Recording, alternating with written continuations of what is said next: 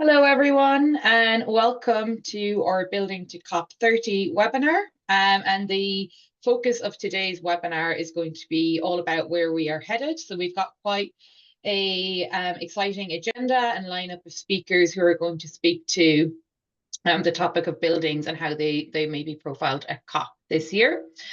So my name is Audrey Nugent. I'm the Director of Global Advocacy and Campaigns at the World Green Building Council. So I'm delighted to kind of facilitate the discussions today and talk you through the agenda. Our agenda, like I say, quite a high profile lineup of speakers. So we have a fire starter video from Diane Yoshby, who's a climate high level champion. We also will be joined by Maria Clara Nascimento, who's going to talk us through the COP30 action agenda. And then my colleagues from World Green Building Council and Green Building Council Brazil are going to talk through the outcomes of a project that we have done called the NDC Scorecard about profiling buildings in NDCs. So very happy to join you all today.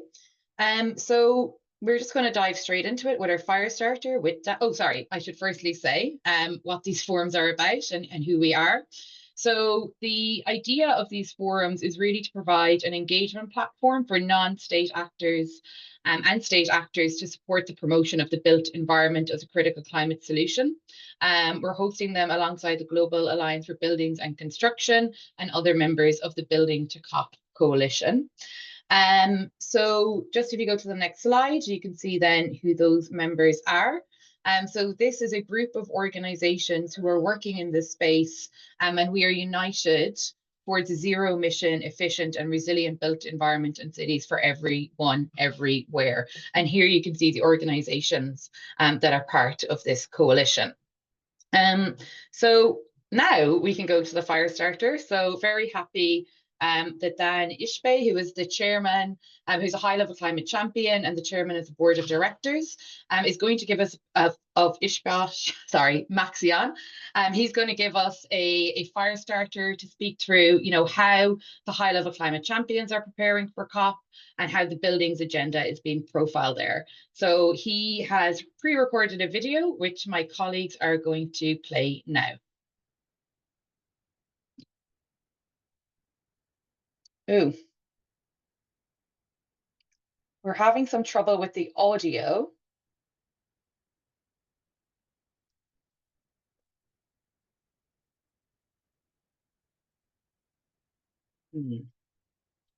I'll just ask my panelists if they can hear. No, I can't hear. Maybe Kirsty, if you came off mute, it might work.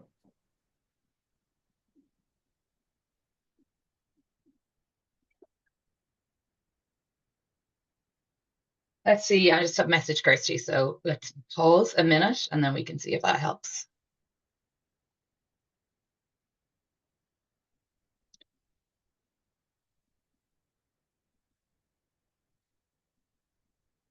Okay, well, I would suggest then that just for now, maybe we can see in the background if we can get the audio.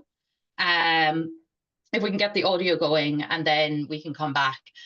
But at the very least, we will be able to circulate this in the follow-up, but hopefully we'll be able to sort out those audio issues and we can maybe move on to the next section rather than trying to do this live. So the next section, so Maria Clara, you're up a little bit earlier than anticipated, but I hope that's okay.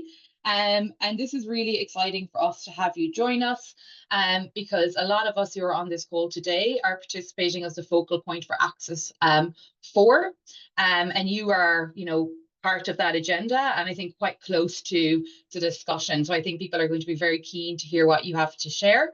And Maria Clara has previously been the lead of cities, states and regions in the Latin America CDP Latin America. So it's bringing a lot of experience and expertise and we're very grateful for you joining us. So I'll just hand over to you. Thank you so much, Audrey, and thank you so much for this invitation. I am honored to be here and to show to all of you this presentation, this information regarding COP30. I always say that the buildings and construction ecosystem is one of the most mature ones that we have in Axis number 4 for for us to talk. So I'm very happy to be here and to share all of this with you. So basically today I wanted to bring a bit of an overview of the action agenda. I know and I recognize some of the names here, but for those of you that don't know about the action agenda, well, it's a very complicated structure, but basically we wanted to bring more attention to action, to results. So at the start of this entire process of how could we bring more mobilization, how we could bring more action, and how we could show a narrative of impacts that have been achieved by the 10 or more years since this ecosystem had started working, and not only this one, but all of the different ecosystems in different thematics. How could we bring to public knowledge, and how could we understand the impacts of what we have been doing and that have been started with, for example, the Paris Agreement, or more recently with the global stocktake mechanism. So how could we join the ideas and the purpose of negotiations to how can we land this into results, into impacts, and how it affects real people's lives. So in this structuring, the action agenda was built by the Brazilian presidency COP30 team with 3 main objectives in mind. The first one was to reinforce multilateralism and the climate regime under the UNFCCC, to accelerate also the implementation of the Paris Agreement by stimulating action and also structural shifts across capable institutions and initiatives. And as I mentioned before, how we could connect this global climate action to the real people lives, so they could understand of how these high-level negotiations and dialogues and conversations that happen every single year at COP connect to their life, their cities, their infrastructure, their buildings, and the way that cities work. So to support these priorities, these 3 main objectives, the action agenda was built to prioritize the implementation of past commitments, past pledges, past goals that were drawn from the first global stocktake findings on COP28, and of course the first evaluation of the Paris Agreement. We also wanted to map different initiatives that have launched in previous COP action agendas and identify progress, but also, of course, gaps and opportunities for alignment. So what has each of these initiatives done, and how are they feeding the global stocktake results by leading action and leading implementation and having results in the work that they have been doing. And finally, to establish a monitoring and evaluation framework for us to be able to track this progress and avoid duplication and amplify the efforts of those driving initiatives that are working in implementation. So in this perspective, we wanted to align the negotiations with the action agenda and have a certainty of legacy. So what we're doing now can continue moving forward and could be as an important part of next COPs. Can you move to the next slide, please? So basically the approach that we had, and as I mentioned before, we used the global stocktake document to align 6 thematic accesses, and inside of these 6 thematic accesses we wanted to bring 30 key objectives that could integrate all of the different ecosystems that exist. Some, as I mentioned, like the buildings ones, is more mature, some are more recent, mainly the ones related to social and human development. And the objective was for us to understand how could we organize these different thematics and different ecosystems into a cohesive group. So can we move to the next slide, please? So we structured 6 thematic accesses, and one of them was specifically building resilience for cities, infrastructure, and water, which is axis number 4, in which I am the focal point together with Wild, Celine, and the rest of the CCT team. There is a specific objective on buildings and resilience. Can we move to the next slide, please?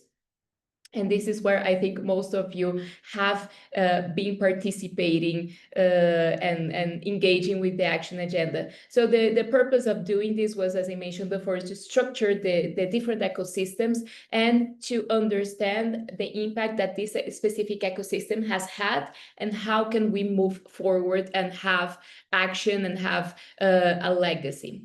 So in this understanding, and if we can go to the next slide, please. I very briefly explained the action agenda, and now I wanted to also briefly mention the key ways to engage not only with the action agenda and COP30, but also thinking about the future. So how can all of this work impact the rest of the initiatives that are not necessarily part of the activation groups, or still don't have a lot of clarity of how can we work with the COP30 presidency and what can we do? So basically, we organized these activation groups in each one of these key objectives for us to have a cohesive representation of the ecosystem. And we asked all of these initiatives to report their results, their KPIs, through the UNFCCC system of transparency, which is the Nazca platform. And now I think it's the interesting part that I would like to share, the steps 3 and 4. The first one is the Granary of Solutions platform.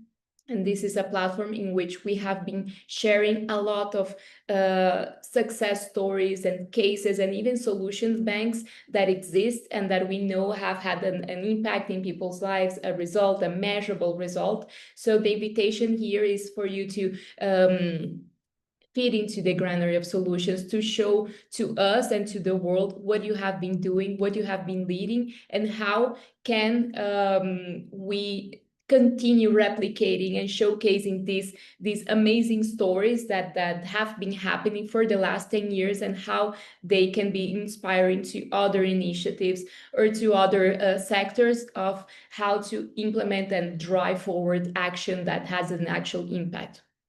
And also, I will also wanted to briefly highlight this collective plans to accelerate solutions, which is an idea that the COP30 presidency had of how can we make sure that all of the work that we have been doing will have a lot of visibility in COP30. We'll have collaboration from the initiatives that are working or have actions related to those specific solutions, but are still a little bit spread over and disorganized. So there isn't a lot of clarity of collaboration opportunities or even of strengthening partnerships. So we wanted to bring together these plans that accelerate a single solution. And we wanted to show to the world that action is happening and that it will continue happening. So these plans will have a 3-year implementation for them to feed the next global stock take up to 2028. And here the invitation would be for all of you, both those that are already participating in the action and activation groups, but those who are not a part of, to see these plans. We will be sharing them shortly. They will be published in a website as soon as possible. We're still structuring this website, but when we publish them, the invitations for you to see these plans and see where you can engage, where you can support. Maybe there are some lines of actions in those plans that make sense or that are related to some of the actions that you were already going to implement in the next years. So the idea is for you to mobilize support, to endorse these plans, to understand where you can engage, and in this way you can also be a part of the COP30 action agenda, and to make sure that the buildings ecosystem will have a legacy, will have a future of action, of implementation. Now the big understanding that we have is that we're moving from conversations and dialogue towards action and implementation. So these plans that we're building together with countries, with initiatives, civil society, with different partners and sectors, they will be a strong message to the world of how we're seeing that this implementation will continue forward in the following years. Next slide, please. So I think, and just to close my brief speech, the idea would be for you to continue engaging, as a lot of people reminded me here during pre-COP week. There are only 3 weeks to Belém, which is a very, very scary number of time. But I know a lot of initiatives and a lot of persons will not be able to be in person in Belém. And for us, this is not a hurdle. It's actually a way for us to continue spreading this idea of legacy. You don't have to be in Belém to be able to implement change. And the action agenda, it will not end at COP30. On the contrary, a lot of these plans and a lot of these solutions will be launched at COP30. And the idea is to continue working and engaging and mobilizing the ecosystem and the initiatives and the actors that you are going to be leading, and having them in a structured, cohesive way for us to understand the impact that these actions, this implementation will have. So looking a lot at the results and what you can do in the next years that can contribute to NDCs, to global processes like the global stocktake, and also, of course, to the different commitments and pledges that have already happened. So not to reinvent the wheel, but to continue working on what we know has had results and what we have seen that you have achieved, and bringing this forward, and also inspiring other countries, other initiatives in different geographies to implement those actions to have the same results. Also, and we have been asked this a lot, so I put it here in the slide, the Mutirão COP30, because I do know it's difficult to write it. So I put it here for you to engage with the Granary of Solutions social media campaign. We're asking that if you have these amazing examples of results, success stories, to share them on social media with this hashtag, so we can see and we can replicate these amazing ideas, these amazing cases of success throughout the world, so they can be an inspiration, and then they can be a way to showcase that COPs have worked, and that we still need to accelerate the solutions and implementation, because we are not moving fast enough. But at the same time, we have had amazing results, and this is all thanks to you as initiatives, as institutions, as organizations that have been implementing so much action and so many results achieved. So I think with this, I would like to thank all of you again for being here, for being interested in the COP30 agenda, in the results that we want to achieve and that have been achieved historically, and of course looking towards the future. And please let me know if you have any questions regarding COP, the agenda, anything that I can help clarify on. And now I will give back the word to Audrey. Amazing. Thank you so much, Maria Clara.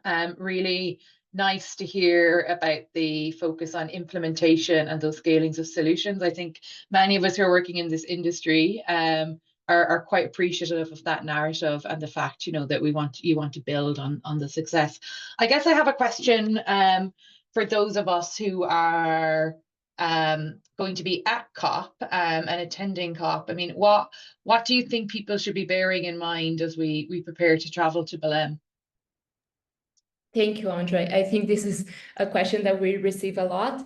And I think that something different is that usually the COP presidencies have their own pavilion in which a lot of events are done. This year, again, because we wanted to focus strongly on the action perspective, the action agenda is going to have the pavilion. So we will have a space during the entirety of COP30 in the Blue Zone of Belém. And in that thematic space, we will be having a lot of events that are related both to showcase results of different key objectives, but also to do workshops on these plans that I mentioned for engagement, for mobilization, for people that have not been included yet in the process, because this has been built for the last couple of months. And as I mentioned, these plans will be launched there for the initiatives that are there to be able to engage, to be able to see, to understand what are those plans about and how can they support or include their own actions and activities in those plans. So I think that that would be the invitation that I will leave for those that are going to be in Belém, to come to the thematic spaces of the COP30 agenda. I think maybe I can send, we are still structuring the spaces and the different events, but maybe I can send, when we have this information, to you, Andre, and to Will, for you to share with the rest of the group that is here, which events are related to the building ecosystem, and the dates and the thematics, so you can all be aware and pick which one you want to participate in or engage with. So I think that would be the invitation for those that are going to be in person in Belém. And again, for those that are not going to be, to look for the site when we publish it and see how you can engage. And of course, if you want to directly contact an initiative or a plan lead specifically, you can reach out either to me or to Will or to Celine as well, that are supporting and working with these initiatives and this plan on a day-to-day basis. Perfect. Thank you so much for that answer. And I think you probably answered a question that's come through in the chat about an available agenda. I think, you know, the events related to the sustainability and the built environment, they are, you know, they're definitely, we're beginning to curate a list of when they will be on and what they are. And I know on the next call, a forum call that we have in 2 weeks' time, we'll be going through that list of events that we know of, and Global ABC will be joining us in that, showing what's in the pavilion, but also some other events that we know are taking place. So for example, of World GBC, we have a couple of events that we've just confirmed in the last couple of weeks. We'll be able to share those very shortly. We're going to do one more try of the video, and let's see if this works. And if not, we'll just move on to Alice and Felipe, who sees.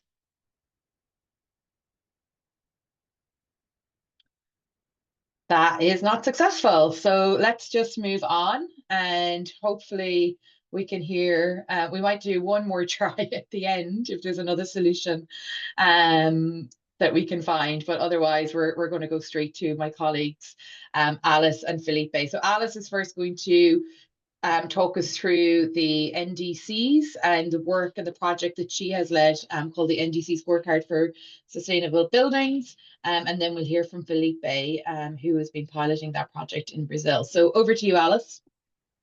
Hi everyone, thanks so much, Audrey. I'm Alice Bond, Policy Manager at the World Green Building Council. And my presentation, as Audrey said, is kind of a short overview of what strong NDCs look like and our NDC scorecard tool as well. But firstly, I always like to touch on at the beginning of what are NDCs, yet an acronym within our very technical sector. But essentially, it's a really important document. So they're climate action plans, and every country who signed up to the Paris Agreement has to submit these.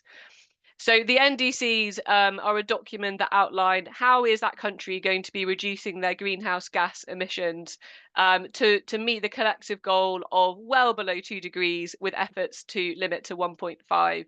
as well as adapting to the impacts of climate change. So it's a super important document highlighting what that means, how that's going to be achieved as well. And the NDC is a document that is cross-sector, so it's not just focusing on one particular area, one particular work stream, but it really does work across multiple sectors, bringing lots of different ideas and pathways together. And what's important about NDCs is that we're really looking for that linkage between kind of climate goals with national development goals, but we also really want to see that trickle down effect from the NDC into policy implementation, into building codes, infrastructure development, urban planning as well. So the NDC is really kind of just the start. And 2025 is a super important year for NDCs. It is a NDC submission year, and all of the NDCs submitted this year will inform policies and investment over the next 10 years. So the target set today will last until 2035. So it's really important that we're seeing strong NDCs and also seeing that follow through implementation as well. Next slide, please. And I just want to give you on this side a little bit of a flavour of the type of things we're seeing in revised NDCs for the built environment sector. So these are a few of the kinds of policies. So the built environment does come through in lots of different ways within NDCs. So, for example, in Nigeria, in the NDC that was revised just a few weeks ago, they've included reference to, for example, updating their building code, integrating integrating energy efficiency and climate resilience within that building code specifically. What's also interesting within Nigeria's NDC is that they have commitments to implement 2 smart, green, and climate resilient cities per geopolitical zone. So so they've gone from kind of building codes, but they've also gone for commitments for building specific new areas as well. And they've also made reference to mandating hazard mapping and risk zoning within local government planning. So there's lots of different mechanisms they're using within that NDC. Looking now to the UAE, so the United Arab Emirates NDC. So they again have been made reference to building codes around efficiency. More specifically, they're looking at energy labeling as well. They're also looking to promote the installation of solar thermal and really efficient cooling systems. And they do have a specific target for district cooling within the Dubai Emirate as well. So there's lots of different mechanisms being used. And I had insight as well from Morocco only yesterday that they have a 14% reduction in energy consumption for the built environment sector by 2030. So you can see it's a little bit of a flavour of the screen that, you know, sometimes there's a specific target, sometimes they're more generalised. But what we really want to see are those kind of numerical targets, strong reference points, and also strong end goals of what can be achieved over this next time period to 2035. And if you go to the next slide, there's a really fantastic resource on the Climate Watch website.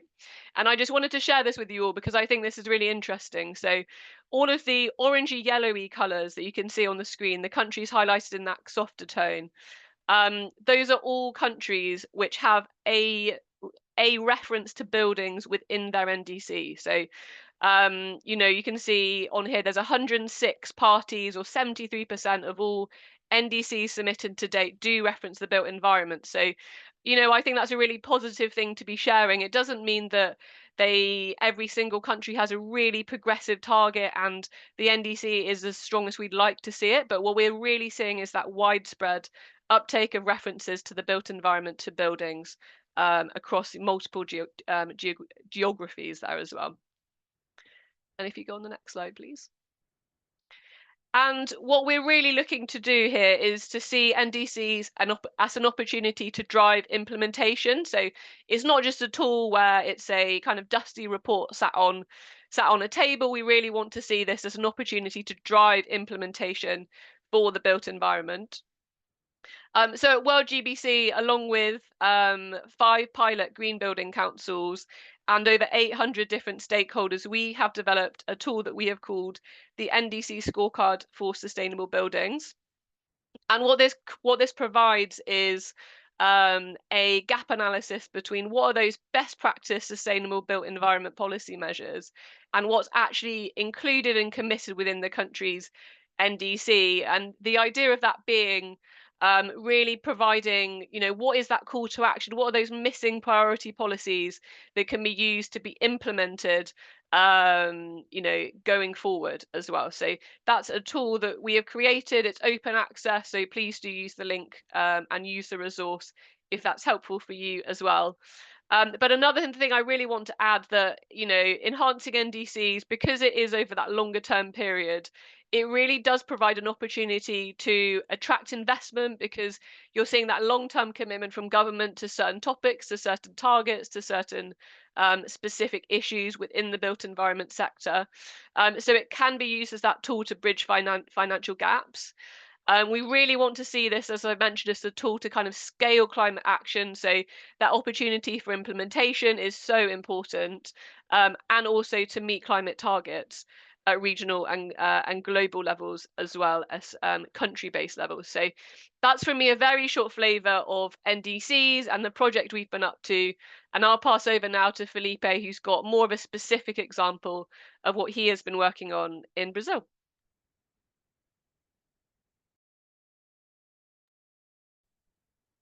Thank you so much, Alice. Thank you, Audrey, and congrats WorldGBC for the opportunity. Congrats, Maria Clara Nascimento, and good luck for COP30.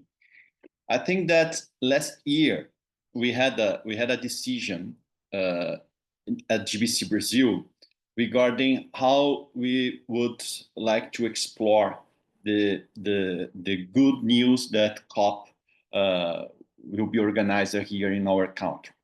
And then one of our decisions was to explore the opportunities and also generate opportunities about COP being realized here in Brazil during the entire year.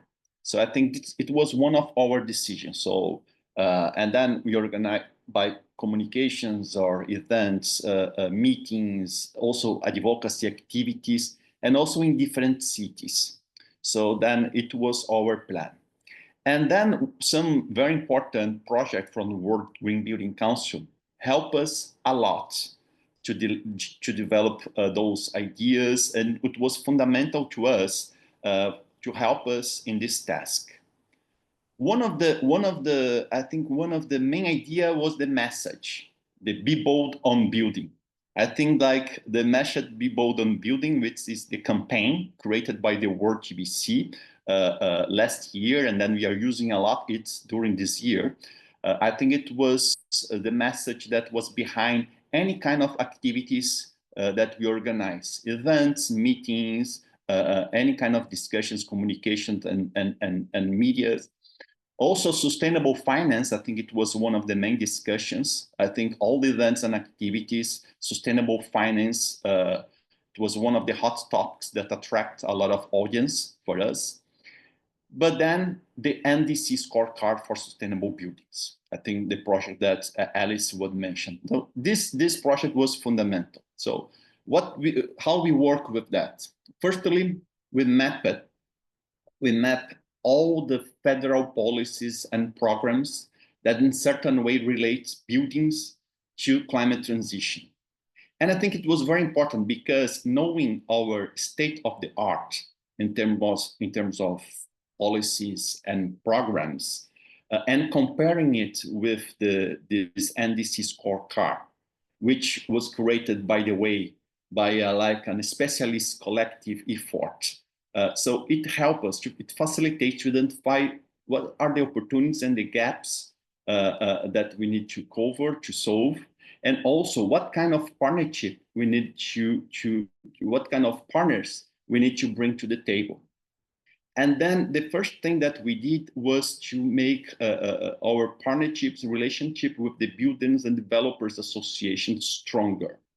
And with them, we participated in several discussions, with different kind of ministries here in Brazil, that in a certain way policies that connect building transitions with buildings.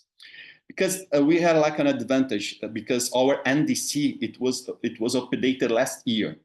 So this year, a lot of ministries, like Ministry of Energy, Ministry of Environment, the Ministry of Cities, the Ministry of Science, all of them have like some project. They were working on projects that in certain way will be part of the Brazilian NDC action plan. So then it was good because we organized like several meetings to discuss, for example, the Brazilian sustainable taxonomy with the Minister of Economy, or the minimal energy efficiency requirements for buildings, a project from the Minister of Energy. And how we work on that. I think GBC Brazil and our members, because then we have a lot of experts, with experts from energy simulations, energy diagnostics, like developers, builders that we call like the early adopters. And it was very nice because when people from ministers coming to these meetings that we organize on the agenda of the NDC Scorecard project, they realized that, look, this audience, they are much more welcome with our ideas than normally they face when they make like a public call to discuss and to analyze the project. So I think when they are in front of that we call the early adopters, then they find like an audience more welcome with those ideas and more proactivity to support. So I think it was very, very, very interesting. And then we share with them a lot of energy simulations, for example, energy simulation studies to support the performance metrics definitions for the Brazilian taxonomy. Or we share a lot of results of certified projects, giving data for the Ministry of Energy to be more confident in terms of what would be like the decisions in our, now it's approved the minimal energy efficiency requirement for buildings. So now it's going to be mandatory for all the public buildings and also private sector. So public buildings, we have our energy efficiency labeling codes here in Brazil, like the same that you have in countries in Europe, like you be graded like A, B, C, D according to your efficiency. So for public buildings, it will be mandatory to be labeling like level A, and for private buildings, initially will be level C. So I think it was very important. For example, the certifications promoted by Green Building Council Brazil, the CASA certification or the LEED certification, is part of the Brazilian taxonomy as one of the compliance tool that banks or capital markets can use to create their green finance line or something like that. So I think it was fantastic. And then the last pre-COP event, in the next slide, please. Yes. So it happened in August, and it was in Brasilia. We joined around 130 professionals, and we have like the presence of the vice president of Caixa Econômica Federal, which is the Brazilian government bank responsible for financing 70% of the housing sector here in Brazil.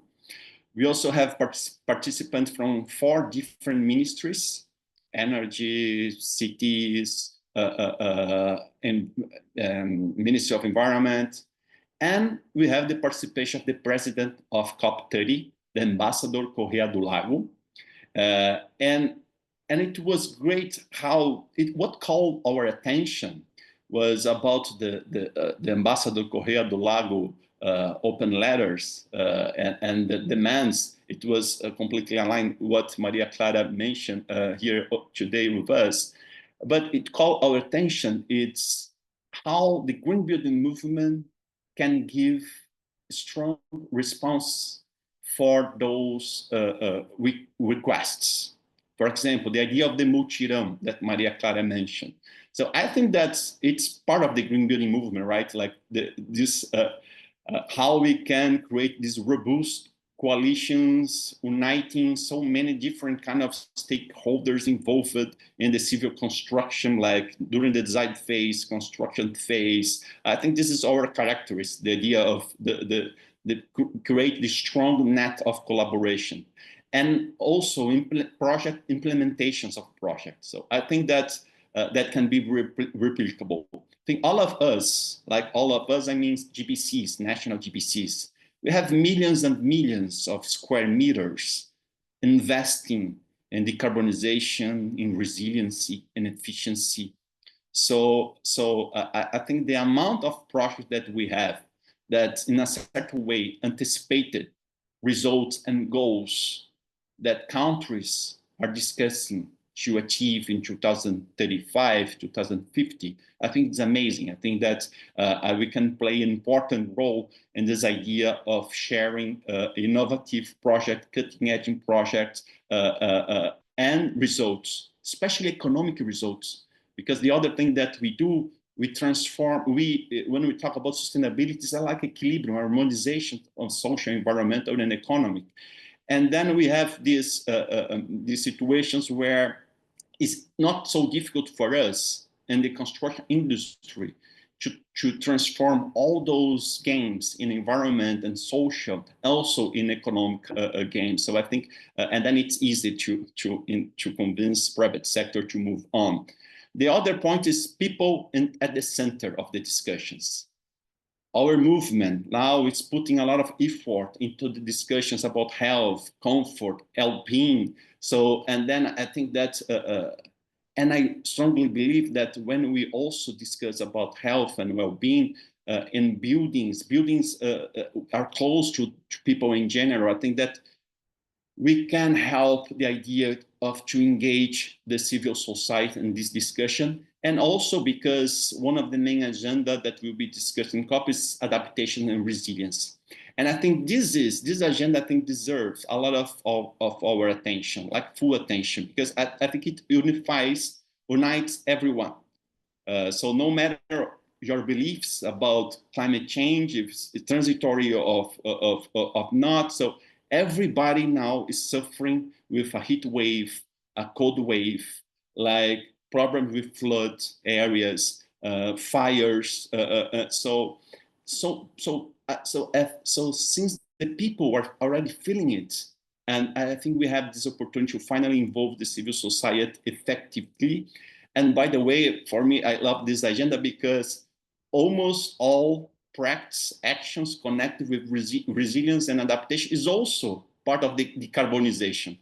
So I think that both agendas work together. Like to be resilient, we need to be maximize efficiency. We need to regenerate and preserve biodiversity. We need to give priorities for renewables instead of what is not renewable. Reduce consumption of natural resources. So this agenda of adaptations was part of most of our events and discussions.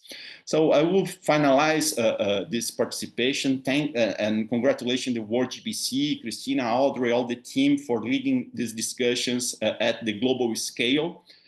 And also a special thanks for my colleagues from Canada GBC, Thomas and Jean-Marc, for helping us here in Brazil to have the access on the blue zone and the COP for Belém. So thank you all. There is some slide. They put some images of some projects certified recently with great results. Those commercial, the others like residential. So I think here in Brazil, the movement is very, very, very active.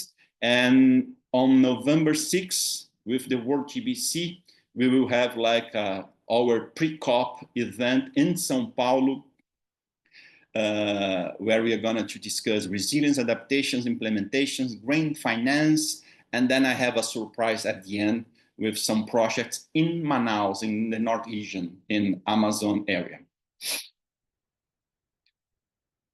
Now back to you, Alice and Audrey. Amazing. Thank you so much, Felipe, for talking us through that journey. I think it's really important points you've made, and I really like that framing on the kind of GBC movement and the network of collaboration for implementation, which I think resonates really strongly. And also really enjoyed the link between resilience you make in terms of maximizing efficiency, regeneration, priority. I think that's so important and a message that a lot of us will be bringing to COP and beyond. I think maybe I'm just going to check if there's any questions, if anyone has any questions they want to ask. I think most people are quite keen to see the agenda of events, and that will be coming up in our next call because a lot of them are still being fleshed out. That's going to take place on the 30th of October. And basically that's, or the kind of theme is, how do we show up? And part of that is understanding what event we need to show up to. But like I say, we are beginning to kind of see the picture that's emerging. What we do know at the moment is the ICBC, so the Intergovernmental Council on Buildings and Climate, there will be a ministerial on the 11th of November. Somebody correct me if I'm wrong on that date. And there's going to be an urbanization ministerial on the 12th. And then I know from our side at World GBC that we have an official side event on the 14th of November. And I believe there's going to be another event as well taking place. So we'll be able to kind of share that with you more formally and how to get involved. And obviously those of you who are in Sao Paulo, we would hope to see you at the event we're partnering on with Brazil Green Building Council. I think we've decided that and this is, we always like to know if you're going to be at COP, who's going to be at Belém, and when you're going to be there. Because obviously we're hearing now a lot about the events that are being curated and who might want to be kind of speaking to certain topics, etc. So please do fill that in if one of my colleagues can drop that in the chat. Before we wrap up, I think we are going to try a third time lucky. I think Andrew from C40 is going to try and see if I'm right, whether or not it can be shared from your side. So perhaps, Kirsty, if you stop sharing, and we can give it a go. Otherwise, we'll just circulate it. We'll give up.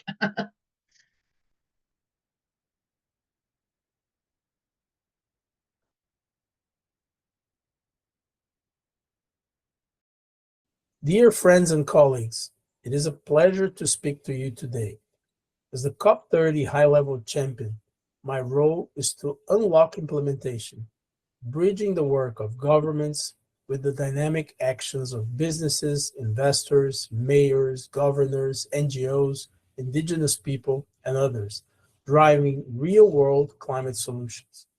Building on the significant progress of the global stocktake, we know where we need to go. As we approach COP30, we must translate initiatives into real outcomes for people, businesses, and communities.